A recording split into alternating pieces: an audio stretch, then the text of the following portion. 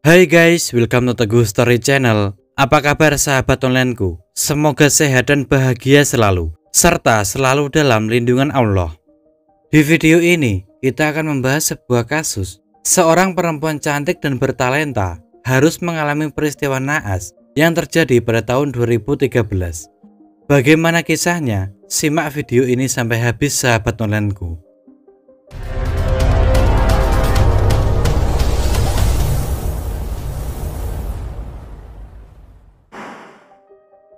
Francisca Yofi atau biasa dipanggil Siska Yofi, seorang wanita berusia 34 tahun keturunan Tionghoa. Siska Yofi merupakan anak bungsu dari 5 bersaudara dan semuanya perempuan. Diketahui setelah ayahnya meninggal, Siska memilih berpisah dari keluarganya dengan dalih ingin hidup mandiri. Sehingga kehidupan Siska tidak sepenuhnya diketahui oleh keluarganya. Siska lebih memilih untuk tinggal di kos-kosan dan sibuk dengan pekerjaannya. Sedangkan rumah orang tuanya yang terletak di Jalan Pagarsi Bandung dihuni oleh kakaknya. Siska merupakan pekerja keras. Selain itu, ia merupakan sosok yang ceria dan ramah. Sebelumnya, Siska merupakan seorang model. Akan tetapi, di tahun 2013, Siska menjadi brand manager di PT Verena Multi Finance Bandung. Di tempat kerjanya, Siska memiliki prestasi yang bagus dan dikenal sangat loyal terhadap perusahaan. Diketahui, Siska menjalin hubungan asmara dengan seorang polisi. Namun hubungan mereka tak berakhir bahagia, di mana Siska memutuskan hubungannya dengan polisi tersebut. Diduga, Siska memutuskan hubungannya dikarenakan Siska hanya dijadikan orang ketiga, sebab polisi tersebut sudah memiliki keluarga. Meski hubungan sudah berakhir, sang polisi masih terus mengejar Siska. Bahkan sang polisi pernah menyuruh polisi lain untuk menjadi mata-mata. Hal ini disebabkan karena Siska sudah tidak mau menemui sang polisi. Untuk menghindari sang polisi, Siska rela berpindah kos sampai 3 kali. Pada tahun 2013, saat Siska sudah keluar dari rumah, ia menerima kabar duka yang mana ibunya meninggal dunia akibat sakit. Kepergian ibunya membuat Siska sangat terpukul. Selain itu, Siska juga sering merenung sendirian. Sebulan setelah ibunya dimakamkan, Siska Yofi sering melontarkan kata-kata kasar di akun Facebooknya dan tidak diketahui secara pasti kata-kata itu ditujukan untuk siapa. Dari kata-kata yang ditulisnya, Siska tidak bisa menerima orang tersebut datang ke makam ibunya. Saat peringatan 100 hari ibunya pada tanggal 30 Juli 2013, Siska sempat pulang ke rumah. Namun, ia pulang dengan penampilan barunya, di mana ia telah memotong rambutnya sampai sebatas bahu. Ia mengatakan rambutnya dipotong karena ibu sudah 100 hari. Setelah berkumpul bersama keluarga, Siska kembali untuk melanjutkan aktivitas kerjanya. Namun setelah kepulangannya, tidak ada yang menyangka bahwa itu adalah hari-hari terakhir sebelum ia mengalami peristiwa naas.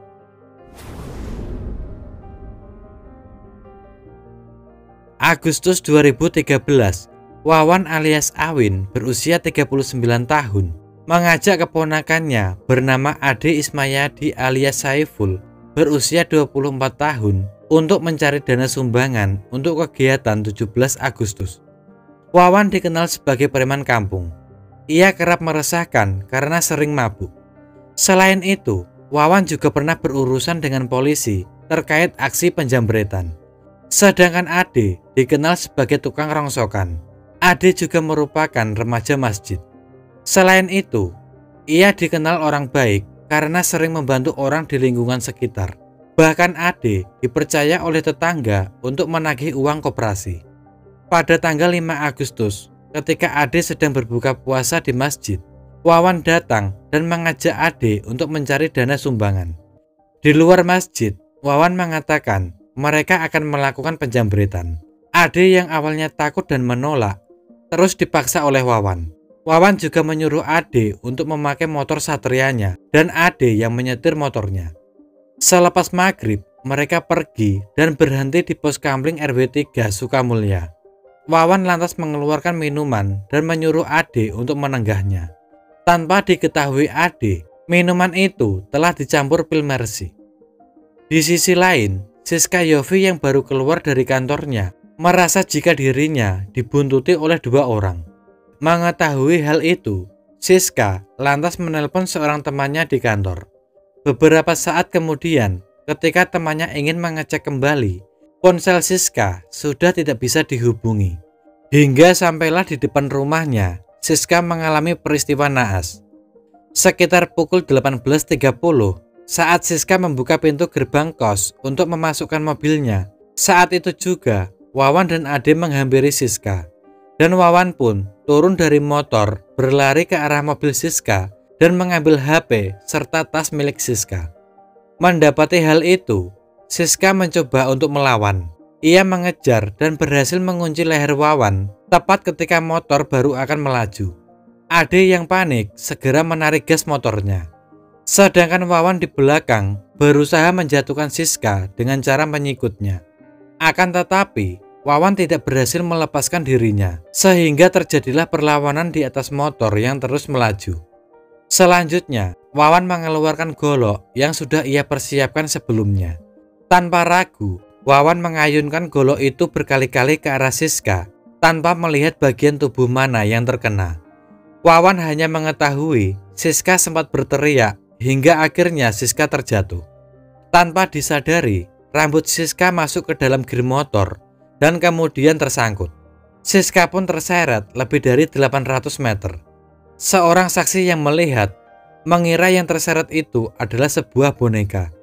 Di lain sisi, Ade sebenarnya sudah ingin menghentikan motor. Namun Wawan memarahinya dan menyuruhnya untuk terus melaju.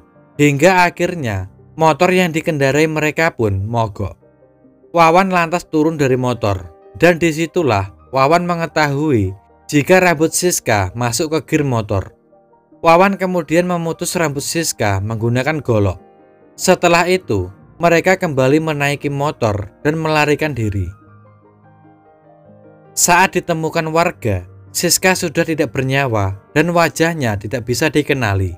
Sampai akhirnya datang pihak kepolisian dan melarikan tubuh Siska ke Rumah Sakit Hasan Sadikin untuk dilakukan otopsi.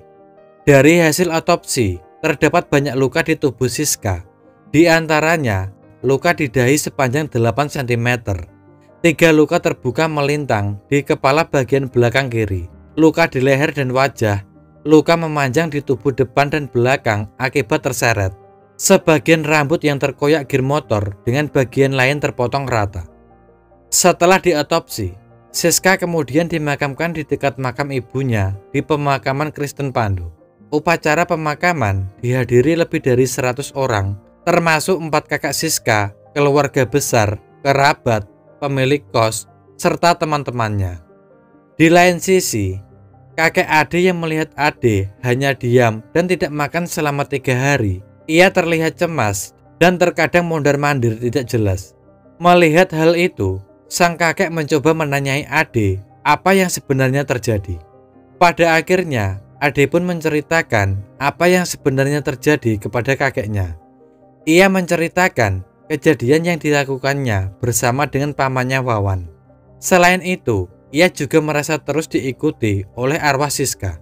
Mendengar cerita Ade, kakeknya pun mengajak Ade untuk menyerahkan diri ke kantor polisi Sukajadi.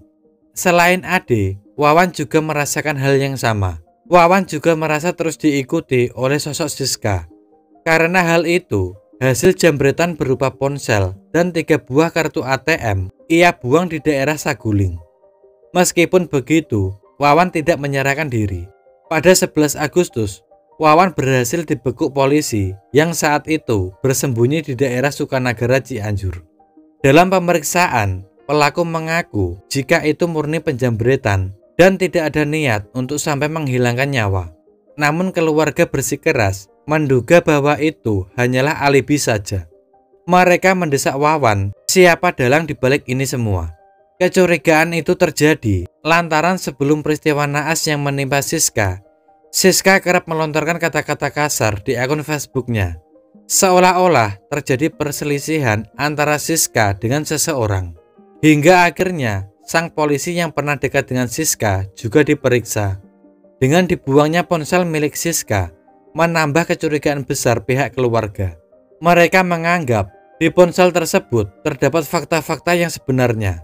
Akan tetapi, mereka tidak bisa menemukan fakta-fakta tersebut, sebab ponsel itu tidak ditemukan. Kecurigaan semakin bertambah dengan adanya orang-orang yang melihat kejadian itu tidak dijadikan saksi. Ditambah lagi, rambut yang tersangkut di gir motor. Padahal sebelumnya, Siska telah memotong rambutnya sampai sebatas bahu. Dengan demikian, keluarga menduga adanya kesengajaan untuk menyeret Siska. Berbagai penyelidikan telah dilakukan, namun pihak kepolisian tidak menemukan bukti jika kejadian tersebut merupakan pembunuhan berencana. Termasuk sang polisi yang telah diperiksa juga tidak terbukti terkait dengan kematian Siska. Hingga akhirnya pada bulan November 2014, Wawan divonis hukuman mati. Akan tetapi, hukuman yang divoniskan kepada Wawan belum juga dieksekusi. Sampai bulan November 2021, diketahui Wawan masih di penjara. Bahkan Wawan juga mengirimkan permintaan gerasi kepada presiden. Setelah itu, tidak diketahui lagi bagaimana perkembangan hukuman untuk Wawan. Sedangkan Ade Ismayadi divonis hukuman 20 tahun penjara pada November 2014. Setelah peristiwa yang menimpa Siska tersebut, terjadi peristiwa-peristiwa mistis yang mana seolah-olah Siska meminta bantuan. Salah seorang warga mengungkapkan, saat dirinya melintas di lokasi Siska tergeletak, tiba-tiba mobilnya mati. Hingga akhirnya warga tersebut dibantu orang untuk mendorong mobilnya. Dan setelah beberapa meter ke depan, mobil tersebut baru bisa menyala. Menurut saksi yang berada di TKP, mengungkapkan dirinya melihat Siska terseret motor. Malam harinya, saksi tersebut menerima SMS misterius yang mengaku itu dari Siska dan meminta tolong. Selain itu, seorang ibu-ibu tukang gorengan yang berjualan di sekitar lokasi kejadian juga melihat peristiwa aneh. Saat itu, ia sedang duduk. Tiba-tiba, ia melihat ada motor lewat dengan kecepatan tinggi, menyeret sesuatu yang ia kira boneka. Tapi ternyata itu adalah orang. Karena ketakutan, ia pun lari pulang ke rumahnya. Sesampainya di rumah, tiba-tiba badannya merasa kesakitan dan tidak bisa bergerak. Ia juga mendapatkan bisikan di telinganya, kenapa ia tidak menolongnya, dan tiba-tiba bisikan itu berubah menjadi tangisan. Hingga beberapa saat, ia masih tidak bisa bergerak. Setelah suaminya datang dan menepuk pundaknya, barulah ibu penjual gorengan tersebut bisa bergerak. Dari kejadian ini, semoga mendiang Siska bisa istirahat dengan tenang. Dan jika ada pelaku lainnya, semoga bisa segera ditangkap dan dihukum seadil-adilnya. Sekian dari kisah ini. Bagaimana menurut sahabat onlineku tentang kasus ini? Bisa komen di bawah. Dan semoga kita bisa mengambil hikmah dari kasus yang aku bawakan hari ini. Bagi yang belum subscribe, bisa tekan tombol subscribe, like, komen, dan share. Serta nyalakan lonceng notifikasinya agar sahabat onlineku tidak ketinggalan video dari aku selanjutnya. Tetap jaga kesehatan, berhati-hati dalam setiap aktivitas. Dan juga yang mau request tentang kasus-kasus yang ingin aku bawakan, bisa DM di Instagram, Teguh Story Channel, atau bisa juga komen di bawah. Sampai jumpa lagi di video selanjutnya. Terima kasih.